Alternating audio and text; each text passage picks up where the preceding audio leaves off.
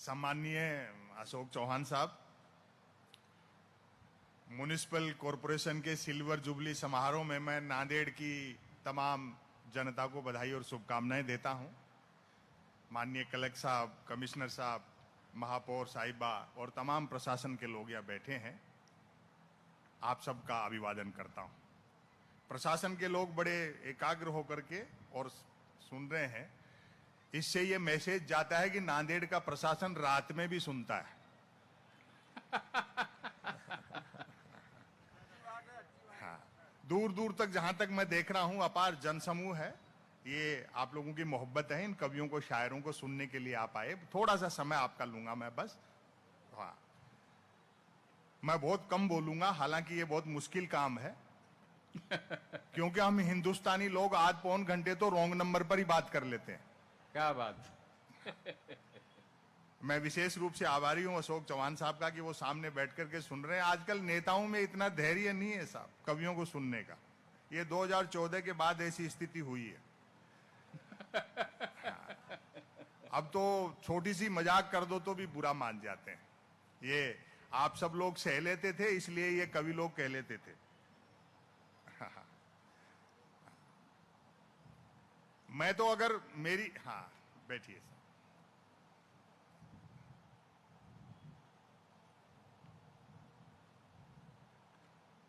धन्यवाद आपका। हाँ, उतार चढ़ाव जीवन में आते हैं, चुनावी राजनीति में ये सब चलता रहता है। जब महाअघाड़ी की सरकार बनी थी तो भोपाल में कमलनाथ जी सामने बैठे थे, दिग्विजय सिंह जी सामने बैठे थे, और मैंने सबसे पहले दिन कहा था, मैंने कहा अब की बार चौकीदार को थानेदार मिला है। हम कवियों का किसी राजनीतिक दल से कोई सरोकार नहीं है। कवि जैसा दिखता है वैसा लिखता है, वैसा बोलता है। लेकिन मेरी इमेज ऐसी बना दी जैसे मैं मोदी जी का विरोधी हूं। पूरे देश में व्यंग पहले भी होते थे, आगे भी होंगे। मैं तो अगर भूल से भी ये कह दूं कि 2019 में मोदी जी विकास के दम पे दोबारा जीत के आए हैं, तो भक्त लोग जूता निकालते हैं कि शर्म नहीं आती प्रधानमंत्री के बारे में झूठ बोलते हुए।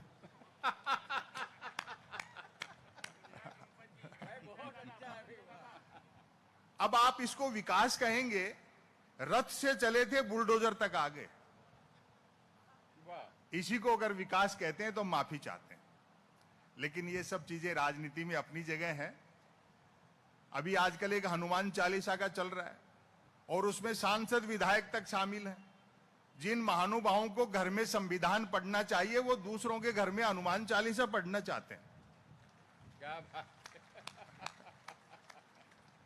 लेकिन वक्त सब हिसाब ले लेता है, सब हो जाएगा। अभी कह रहे थे किरण जोशी कि इमरान खान चले गए।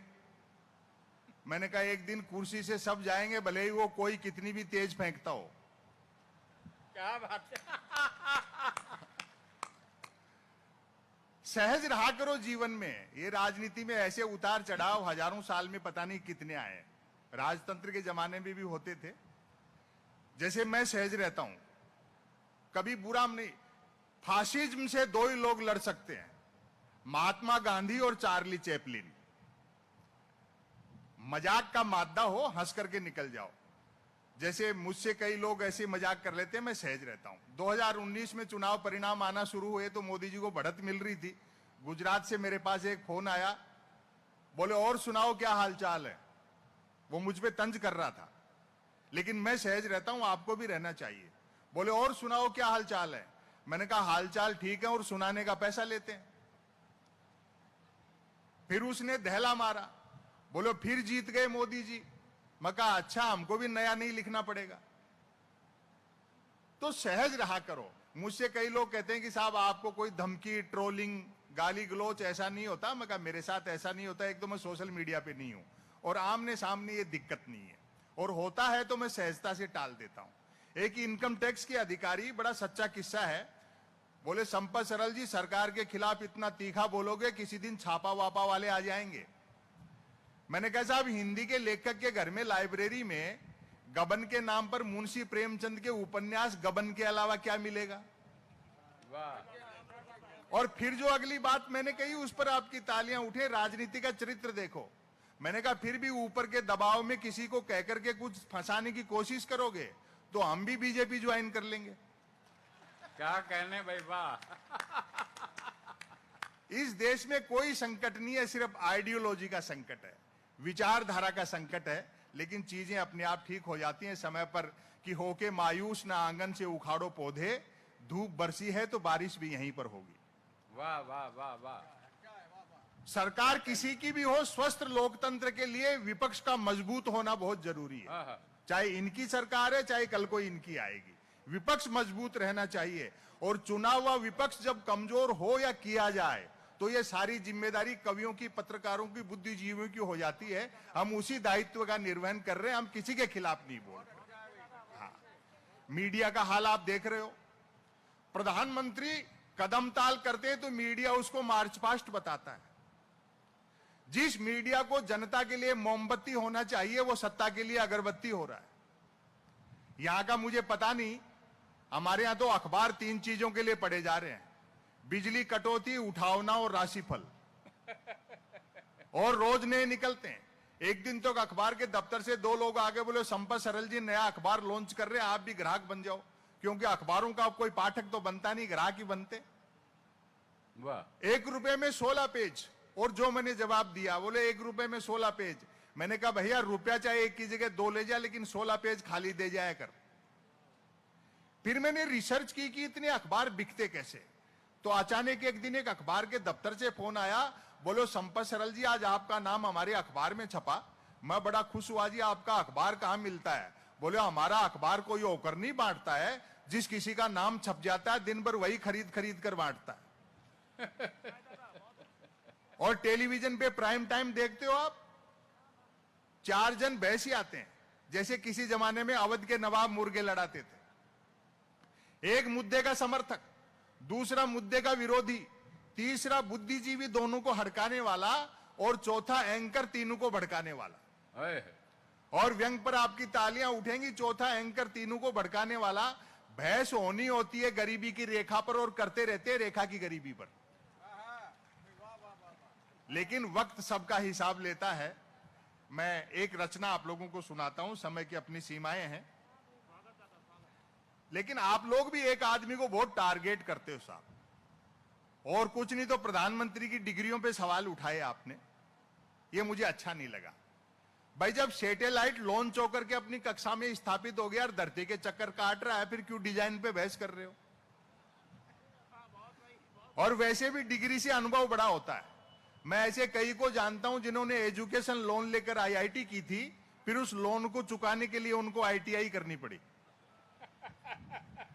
हालांकि बाद में पार्टी के 2 बड़े नेताओं ने बाकायदा प्रेस कॉन्फ्रेंस करके प्रधानमंत्री की डिग्रियां दिखाई, तब जाकर विरोधियों के मुंह बंद हुए कि हमारे प्रधानमंत्री ने न सिर्फ एमए कर रखा है बल्कि बीए भी कर रखा है। और आज ही किरण जोशी पूछ रहे थे, बोलो क्यों संपत सरल जी जब प्राइम मिनिस्टर इतने पढ़े लिखे हैं तो मैट्रिक भी करी रखी होगी। ये हनुमान चालीसा, ये तमाम जो चीजें हैं मूल मुद्दों से ध्यान भटकाने की पॉलिटिक्स है। मैं एक प्रसंग आपको सुनाता हूं जो वर्तमान देशकाल परिस्थिति को कैसे रेखांकित करता है। महाभारत के युद्ध 18वां दिन, युद्ध का आखिरी दिन है। धृतराष्ट्र और गांधारी बैठे इंतजार कर रहे हैं संजय का कि वो आए तो सूचना मिले कि दुर्योधन मारा गया कि जीवित है। 2 प्रहरी पहरा दे रहे हैं। बात ध्यान से सुनना, मोहब्बत मिलनी चाहिए, फिर मैं एक रचना शुरू करता हूं। 2 प्रहरी पहरा दे रहे हैं। अचानक सन्नाटा बढ़ता है, वातावरण भयाता होता है, अंधकार बढ़ने लगता है। अब एक प्रहरी ने जो सवाल किया और दूसरे ने जवाब दिया, उससे आप अंदाजा लगाना देश किस दौर से गुजर रहा है। तो एक प्रहरी ने दूसरे से कहा, यह अंधकार अचानक कैसे बढ़ रहा है, जरा देखना तो दूसरा प्रहरी बोला, अंधे राजा की प्रजा कहां तक देखे। तो ये समय ही कुछ इस तरह का है। एक पूरी आईटी सेल में एक टीम बिठा रखी है जिसको हम लोग भक्त कहते हैं। भक्त आप जानते हो, जिसके आंखें तो होती है लेकिन दृष्टि नहीं होती, कोई विजन नहीं है। जैसा वो पत्थर की बात कर रहे थे, भक्त की खास बात है कि वो हर पत्थर को देवता मानता है। वो एक भक्त तो माइल स्टोन को देवता समझ करके नारियल चढ़ा रहा था, तो किसी ने टोका कि यार जिसको देवता समझ रहा है वो तो माइलस्टोन है, तो वो अंधभक्ति में डूबा था। बोलो नहीं, ये साक्षात देवता है, देखो इसने यहीं से बता दिया कि दिल्ली 250 किलोमीटर है। क्या बात। पूरी दुनिया इस समय बाजारवाद की चपेट में है। दो चीजें हैं, बाजार और बाजारवाद। बाजार हर युग की जरूरत था, तब भी और आज भी। दोनों में अंतर यह है कि बाजार का मतलब है जरूरत के हिसाब से चीजें बनाना, और बाजारवाद का मतलब है चीजें बना करके जरूरत पैदा करना। वो हथियारों के सौदागर हों, चाहे कोरोना महामारी वाले हों, चाहे वो यूक्रेन का युद्ध हो या किसी देश का चुनाव हो, जनता को लगता है कि राजा का चुनाव वो करती हैं। असल में 10-12 मल्टीनेशनल कंपनियां मिलकर जिसमें चाबी भर देती हैं, वो खिलौना चल पड़ता है। जिस दिन उनके उद्देश्य पूरे हो जाएंगे, इस रास्ते को सिर्फ गांधी बचा सकता है। आप क्या खाएंगे, क्या पहनेंगे, क्या करेंगे, वो तो सोचो। आप क्या पढ़ेंगे, क्या सोचेंगे, ये तक कोई और तय कर रहा है। मुंशी प्रेमचंद की एक कहानी है हिंदी में, ईदगाह। वो इसलिए पाठ्यक्रम से हटा दी गई कि हामिद अगर दादी के लिए मेले से चिमटा खरीदेगा, मेले भरे जाएंगे, मेले से चिमटा खरीदेगा, तो मल्टीनेशनल कंपनियों के ब्रांडेड चिमटे ऑनलाइन कैसे बिकेंगे। वाह वाह। तो बाजार की बदमाशियां जिस दिन हमारे देश के नेता समझ जाएंगे, उस दिन लोकतंत्र फिर पुराने रंग में लौट आएगा। एक रचना मैं आपको सुनाता हूं।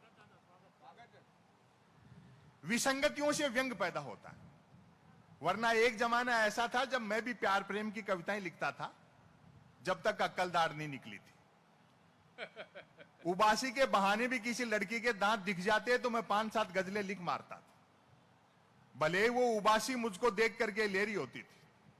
और एक निवेदन कर दूं, बड़ी संख्या में माताएं बहनें यहां बैठी हैं। प्रकृति के, कुदरत के, सृष्टि के नियम बदल सकते हैं, औरत के प्रति पुरुष की मानसिकता नहीं बदल सकती।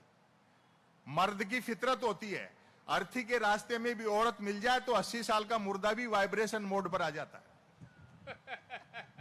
लेकिन इतना भी तय है कि शादी होते ही प्यार का बुखार उतर जाता है। जैसे ही ब्याह की कुनेन खाई, प्यार का मलेरिया गायब। मेरे एक मित्र ने प्रेम विवाह किया। प्यार के दौरान जिस लड़की के साथ जो कंकर झील में फेंके थे, शादी के बाद दाल में निकल रहे हैं। और ताली तो इस बात पर बजाओगे, जिस लड़की को लेकर भागा था अब उसको देखते ही भागता है। बढ़िया। शादी के 3 दिन बाद मिला, मैंने कहा नया नया प्रेम विवाह किया, पत्नी को लेकर सिनेमा जा, सैर सपाटा करके मंदिर मंदिर भटकता है। बोले भाई साहब सुना है जोड़े ईश्वर बनाता है, बस उसी को ढूंढना है। वो जो रचना है, आप सुनने के मूड में आ गए। मैं एक छोटी सी रचना सुना दूं, समय की अपनी सीमाएं हैं कि वक्त आता है, वक्त जाता है, वक्त को संभाल कर रखिए, वक्त बेवक्त काम आता है। पिछले 8-9 साल से अशोक चौहान साहब एक केसेट चल रहा है। पेट्रोल डीजल हमारे हाथ में नहीं है, रुपया अंतरराष्ट्रीय कारणों से गिर रहा है, महंगाई बेरोजगारी के लिए कांग्रेस जिम्मेदार है, बाकी सारी समस्याएं नेहरू छोड़ गए, फिर भी कोई दिक्कत हो तो पाकिस्तान चले जाओ। मुख्यमंत्री थे तो जिम्मेदार प्रधानमंत्री थे, और आज प्रधानमंत्री बन गए तो सारी गड़बड़ियों के लिए जिम्मेदार मुख्यमंत्रियों को ठहराते हैं। बड़ी तरकीब और सफाई से काम हो रहा है, लेकिन समय बदलता है। लोग कहते हैं कि साहब पार्लियामेंट तो पार्लियामेंट, अब तो लाल किले से भी झूठ बोला जा रहा है। तो मुश्ताक अहमद यूसुफी साहब का एक बहुत बढ़िया जुमला है। उन्होंने कहा है कि बोलने वाला और सुनने वाला दोनों ये जानते हो कि ये झूठ है, तो ये गुनाह नहीं है। क्या बात है, बढ़िया। सब जानते हैं इस बात को। हाँ, भ्रष्टाचार में गिरावट आई है, रेट डबल हो गए, गारंटी आदि है। आवेदन एक ने किया, परीक्षा में दूसरा बैठा, इंटरव्यू तीसरे ने फेस किया, नौकरी मिली चौथे को और करता रहा 5वां। वेतन उठाया 6ठे ने और पेंशन ली 7वें ने, और अब आपकी तालियां उठेंगी, जबकि 7वें की डेथ तभी हो गई थी जब पहले ने अप्लाई किया था। और क्या इंडिया डिजिटल किया है साहब। आदमी न सिर्फ 59 करोड़ का लोन 1 घंटे में ले सकता है, बल्कि 59 करोड़ का लोन लेकर 1 घंटे में भाग भी सकता है। बिजनेस कोई भी आदमी कुछ भी कर सकता है। मैं तो पिछले दिनों दवा की दुकान पे गया, तबीयत खराब नहीं थी, दरअसल एक्सपायरी डेट की दवाइयों पे डिस्काउंट चल रहा था। जब दुकान पे पहुंचा तो पता लगा धनतेरस है। तो दुकानदार मेरा मित्र था, मेडिकल वाला, उसने मजाक कर दी, बोले यार आज के दिन भी बीमार पड़ गए क्या। अब चूंकि मैं व्यंगकार हूं तो मैंने बात संभाली, अंतिम बात कहकर के रचना शुरू करता हूं। मैंने कहा देख, मैं 2 कारण से आया हूं, आज धनतेरस है तो एक तो कुछ ना कुछ खरीदने का रिवाज है, और दूसरा, पूरे बाजार में आज के दिन आप ही के यहां सबसे कम भीड़ थी। बोले यार ठीक कह रहे हो, दूसरे दुकानदारों की बिक्री देखकर हम भी सोच रहे हैं कि धनतेरस में एक दिन के लिए हम भी दुकान के आगे थोड़े बर्तन लगा लेते तो 2 पैसे ठीक से कमा लेते। वो 10 दुकान छोड़ करके सिंह साहब है मेडिकल वाले, वो तो दीपावली पे पटाखे बेचते हैं। अब आप बात का आनंद लेना, दीपावली पे पटाखे बेचते हैं। मैंने कहा सिंह साहब के पास पटाखे बेचने का लाइसेंस है क्या? बोलो लाइसेंस ही पटाखे बेचने का है, बिना लाइसेंस के तो वो दवाइयां बेच रहे हैं। तो इन सब चीजों से ध्यान हटाने के लिए, होमवर्क देने के लिए सारे हनुमान चालीसा और पत्थरबाजी और हिजाब और तमाम हलाल और झटका ये सब करते रहे। हलाल और झटका का एक अलग विवाद है, जबकि बकरे की कोई मर्जी नहीं पूछ रहा बेचारे की। हाँ। एक रचना मैं छोटी सी सुना दूं, स्वागत स्वागत। शीर्षक पे आप तालियां बजाएंगे। मात्र 1.5-2 मिनट की रचना है, बड़ी मोहब्बत दी आपने। रचना का शीर्षक है मन की बात। शरद जोशी जी, केपी सक्सेना जी व्यंग सुनाते थे। मैं कविता ही नहीं सुनाता हूं, मैं गद्य पाठ करता हूं। उर्दू में जिसे नस्र कहते हैं, अंग्रेजी में जिसे प्रोज कहते हैं। मन की बात, ध्यान से सुनना, शब्द में से कैसे बात निकलती है। कोई कुछ भी बात करे, बात कुल 2 ही प्रकार की होती हैं, एक काम की बात और दूसरी मन की बात। यदि आप मेरी इस बात से सहमत नहीं हैं, तो फिर आपकी अलग बात है। वाह। यूं तो बात काम की हो या मन की होती, दोनों बात ही हैं, लेकिन दोनों में बेसिक डिफरेंस यह होता है कि काम की बात में मन नहीं होता और मन की बात में काम। वाह। असल में तो मन की बात की ही इसलिए जाती है ताकि काम की बात नहीं करनी पड़े। मन की बात कुछ कुछ वैसी ही होती है जैसे सदैव 2 व्हीलर चलाते रहने वाले के कभी कार हाथ लग जाए तो वह खाली सड़क पर भी हॉर्न बजाते हुए चलता है। मन की बात एक तरफा होती है, जैसे देवता वगैरह मुंह डाने पर आकाशवाणी कर दिया करते थे। मन की बात एक प्रकार का मौखिक प्रसाद होती है, जिसे पाने के लिए भक्तों को हाथों के बजाय कान फैलाने होते हैं। और अब वह व्यंग देखें, मन की बात के साथ विषय का लफड़ा नहीं होता, यानी मन की बात बिना विषय की होती है, क्योंकि वह मन की बात होती है। यदि भूले भटके मन की बात भटक कर किसी विषय पर आ भी जाए तो कोई माई का लाल अंत तक नहीं पकड़ सकता कि मन की बात आखिर हो किस विषय पर रही है। व्यंग देखें, काम की बात अपने काम से काम रखती है, जबकि मन की बात का प्रचार करना पड़ता है कि फला तारीख को इतने बजकर इतने मिनट पर मन की बात होगी। पता लगते ही मन की बात को ही काम की बात मानने वाले उछल पड़ते हैं कि वाह मजा आ गया, फला तारीख को इतने बजकर इतने मिनट पर काम की बात होगी। काम की बात सुनी न जाए तो अच्छी खासी काम की बात भी मन की बात होकर रह जाती है, जबकि मन की बात को सुनने वाले मिल जाएं तो बात कोरी मन की बात होने के बावजूद बड़े काम की बात बन जाती है। और अब मार्मिक व्यंग देखें, वैसे सुनने वाले न मिलें तो मन की बात दीवारों से भी की जा सकती है, क्योंकि मन की बात करने वाले ने सुन रखा होता है कि दीवारों के भी कान होते हैं। और अगली पंक्ति पर एक भी हाथ खामोश न रहे, बड़े मन से और एकाग्र होकर के आप व्यंग का आनंद ले रहे हैं। दीवारों के भी कान होते हैं, बल्कि वह तो यह तक मानकर चलता है कि जिनके ही मन की बात के मुरीद भाई बहन सांस रोककर मन की बात ऐसे सुनने लगते हैं मानो सुनने के लिए जिंदगी में अब सिर्फ यही काम की बात बची है। काम की बात करने से बचने की एकमात्र तरकीब है कि तुरंत मन की बात शुरू कर दी जाए। यह अलग बात है कि लगातार मन की बात करते रहने वाले से लोग उम्मीद भी नहीं रखते कि वह जिंदगी में कभी कोई काम की बात भी करेगा। समापन करता हूं, मन की बात अक्सर ज्ञान सिखाने जैसी होती है, जैसे छोटे बच्चों को कक्का बारखड़ी सिखाते हैं, अक्सर ज्ञान सिखाने जैसी होती है। कमल नल पर चल, कमल झटपट चल, कमल झटपट नल पर चल। ऐसी मजेदार मन की बात का नतीजा भी मजेदार निकलता है। सुनने वाले प्रेरित हो, खुद को कमल मानकर उठते हैं, मटका बाल्टी उठाते हैं और न सिर्फ नल की ओर चलते हैं बल्कि नल की ओर झटपट चलते हैं। वहां पहुंचकर माथा पीटते हैं कि हाय, नल से तो पानी नहीं हवा निकल रही है। और अब व्यंग पर आपकी तालियां उठेंगी कि हाय, नल से तो पानी नहीं हवा निकल रही है, अर्थात नल तो कमबख्त खुद मन की बात कर रहा है। श्रोताओं के इस रिएक्शन से प्रभावित होकर मन की बात करने वाला तुरंत अपनी अगली मन की बात शुरू कर डालता है, कमल घर पर चल, कमल झटपट चल, कमल झटपट घर पर चल। मन की बात करने वाला अनजाने में भी काम की बात नहीं करता, वह जानता है कि काम की बात करने से सब काम में लग जाएंगे, तो फिर मन की बात कौन सुनेगा। वाह। अतः अंत में मैं फिर दोहराना चाहूंगा कि कोई कुछ भी बात करे, बात कुल दो ही प्रकार की होती हैं, एक काम की बात और दूसरी मन की बात। यदि आप मेरी इस बात से सहमत नहीं हैं तो फिर आपकी अलग बात है। बहुत बहुत धन्यवाद, बहुत मोहब्बत दी आपने। अरे बिल्कुल, एक और। ऐसा क्या? हाँ हाँ, मैं तो सोच रहा था 10 बजे तक का समय है, लेकिन 5 मिनट का समय, तो मैं आपको एक रचना और सुना देता हूं। यह रचना ऐसी है जो आप अपने साथ ले जाना चाहेंगे। हाँ बिल्कुल।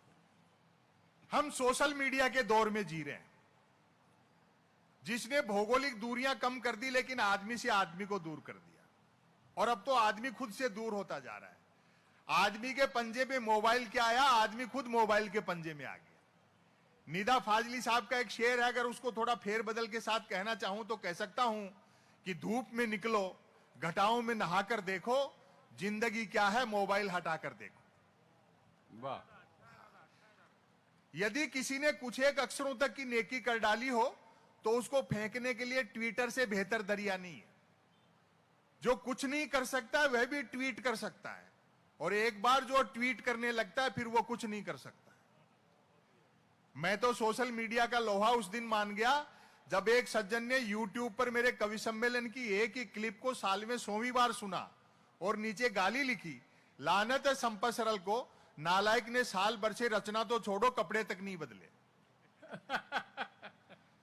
तो ऐसे दौर में हमने क्या खो दिया। ऐसा नहीं कि विकास नहीं हुआ, लेकिन उसके लिए हमने कीमत ज्यादा दे दी। एक्सप्रेस हाईवे से 10 किलोमीटर नीचे उतरो, हिंदुस्तान आज भी वही है।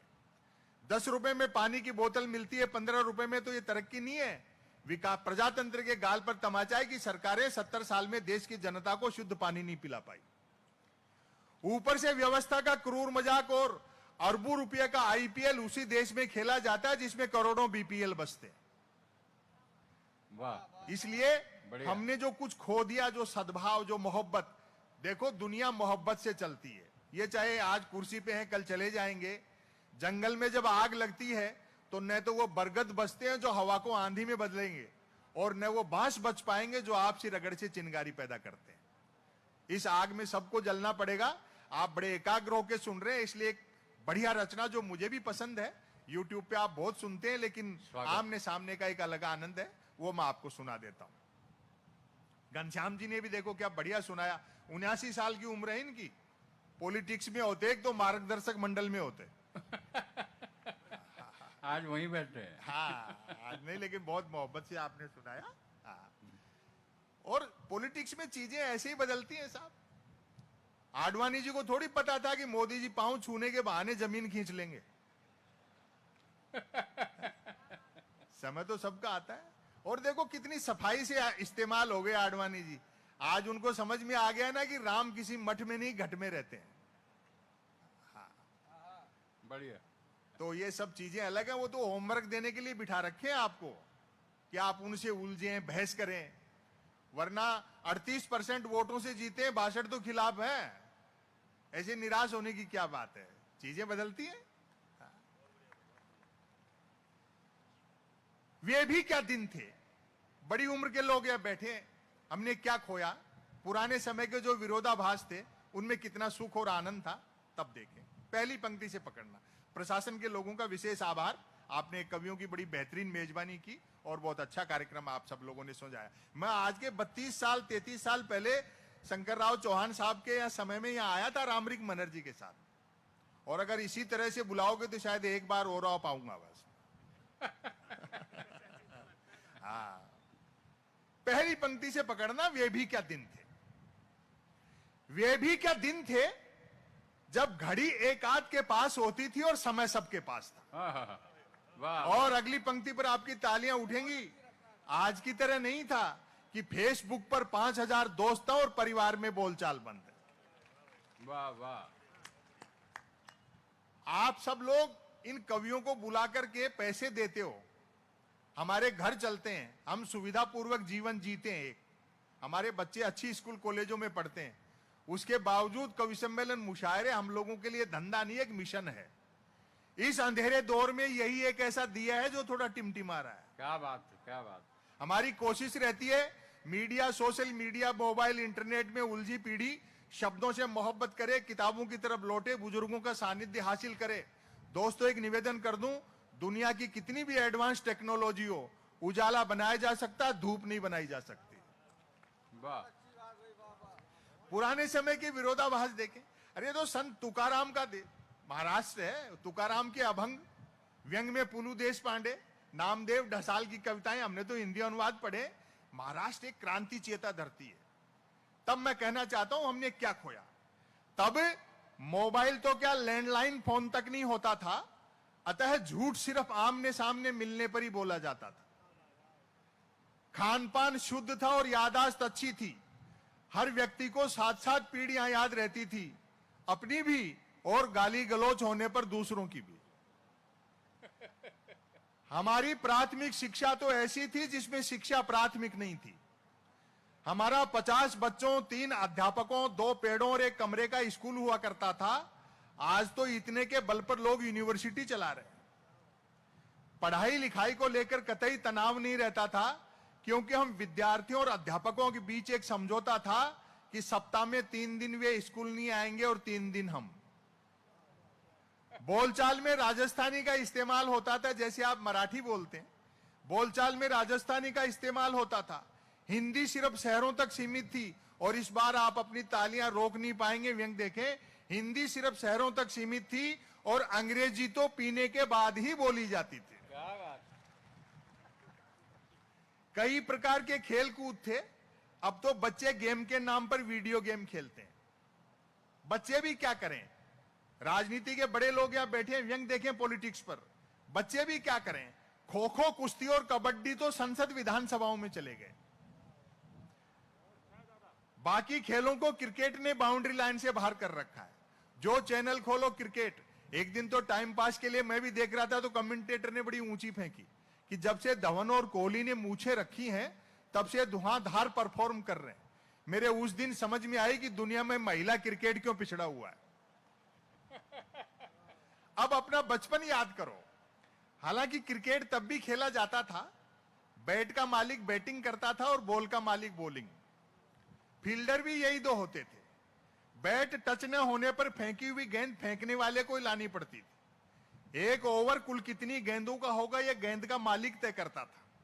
बल्लेबाज पहले गेंद पीटता था, फिर मूड के अनुसार भागकर या चलकर रन बनाता था, तत्पश्चात गेंद लाता था। अब आपकी तालियां उठेंगी।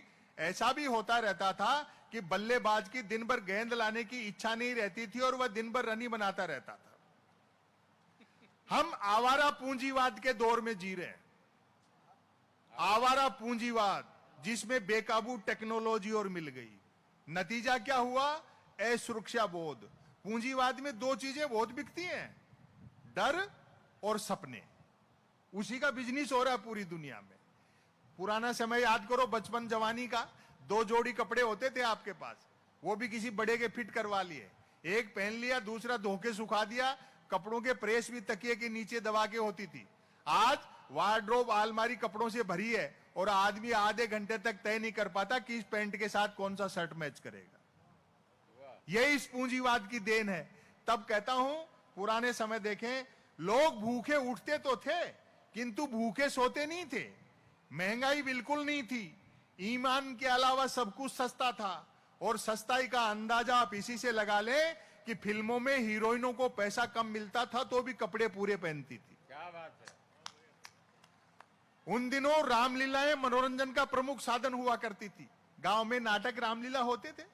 रामलीलाएं मनोरंजन का प्रमुख साधन हुआ करती थी, जिनमें महिला पात्रों का रोल भी पुरुष ही किया करते थे। रामलीला वालों का गले मिलने और गले पड़ने का समय अलग अलग होता था। रामलीला मंडली गांव के धर्मशाला में ठहरती थी। हम बच्चे दिन में धर्मशाला में जाकर देखते थे कि गतरात ही एक दूसरे के जानी दुश्मन रहे बाली और सुग्रीव साथ साथ ताश पत्ती खेल रहे हैं।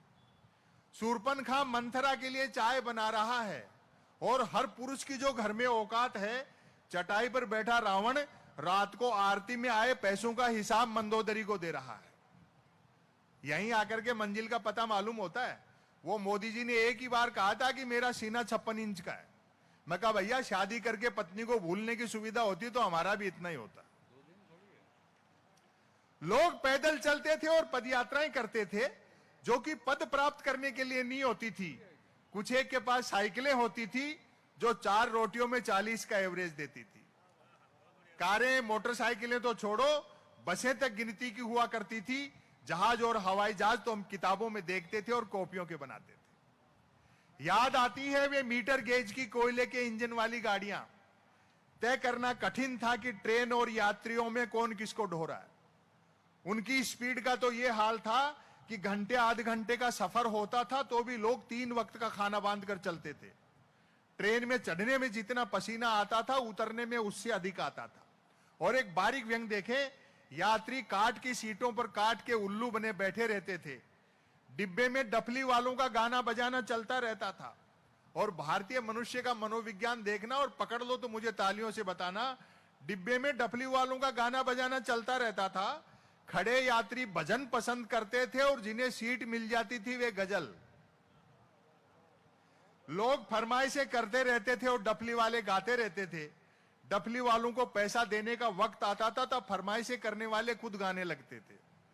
और अब की बार फिर तालियां नहीं रोक पाएंगे, क्योंकि यात्री को सामान की भी स्वयं ही रक्षा करनी होती थी।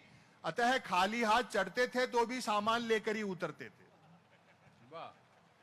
बड़ी मोहब्बत दी आपने। चिट्ठी पत्री का दौर था। एसएमएस ईमेल वाले क्या जाने पत्र लेखन का स्वाद। और हमारे एक बड़े शायर हैं उदय प्रताप सिंह जी, जो समाजवादी पार्टी के सांसद भी रहे, आप तो जानते हैं उनको। उनका एक शेर है कि मोबाइलों के दौर के आशिक को क्या पता, रखते थे कैसे खत में कलेजा निकाल कर। क्या बात। चिट्ठी पत्री का दौर था। एसएमएस ईमेल वाले क्या जाने पत्र लेखन का स्वाद। पत्रों में व्याकरण अशुद्ध होते हुए भी आचरण शुद्ध होता था। मैंने तो स्वयं कई बार अपने पिताजी को चरण स्पर्श की जगह आशीर्वाद लिखा है।